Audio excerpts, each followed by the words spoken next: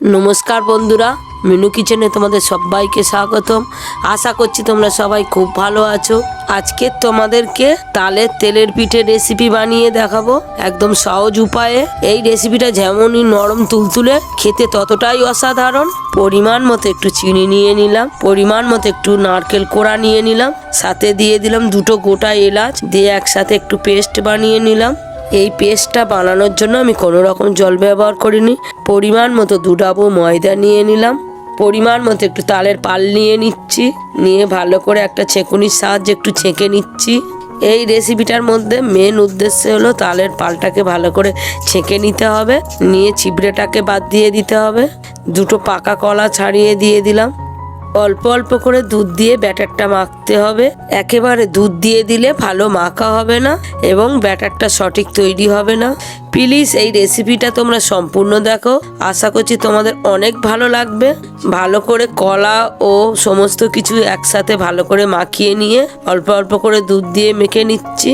ব্যাটারটা যত ভালো মাখা হবে টেস্টটা ততটাই বাড়বে। ভালো করে একটু ফাটিয়ে নিচ্ছি। ঠিক ব্যাটারটা এইরকম তৈরি করে নিতে হবে। ব্যাটারটা মেখে নিয়ে ঠিক এইভাবে 15 মিনিট রেস্টে রেখে দিলাম।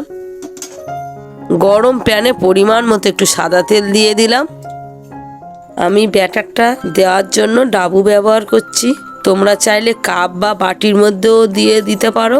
রেসিপিটা তোমরা কে কোথা থেকে দেখছো অবশ্যই কমেন্টের মাধ্যমে জানাবে। তোমাদের কমেন্ট পড়তে আমার খুবই ভালো লাগে। এর আগে তো তোমরা তালের অনেক রেসিপি দেখেছো, এই তালের তেলের পিঠে রেসিপিটা কি দেখেছো? যদি দেখে থাকো অবশ্যই কমেন্টে লিখে জানাবে। এবং তোমরা তো অনেক তালের ফুরুলি খেয়েছো, তোমরা কি কাঁঠালের ফুরুলি খেয়েছো? কাঁঠালের ফুরুলিটা খুব সহজ উপায়ে দেখিয়েছি। এই ভিডিওটা শেষে নিচেই লিঙ্ক দেওয়া রয়েছে, অবশ্যই তোমরা দেখো। সমস্ত তালের তেলের পিঠেগুলো একই রকম ভাবে লাল লাল করে ভেজে উল্টিয়ে পাল্টিয়ে তুলে নিচ্ছি। আজকের এই তালের তেলের পিঠে রেসিপিটা যদি তোমাদের ভালো লেগে থাকে অবশ্যই সবাইয়ের কাছে একটু শেয়ার করো, এবং রেসিপিটা যদি ভালো লেগে থাকে চ্যানেলটাকে সাবস্ক্রাইব করে অবশ্যই আমাদের পাশে থেকো। পরের দিনে নতুন রেসিপিতে দেখা হচ্ছে। সবাই ভালো থেকো।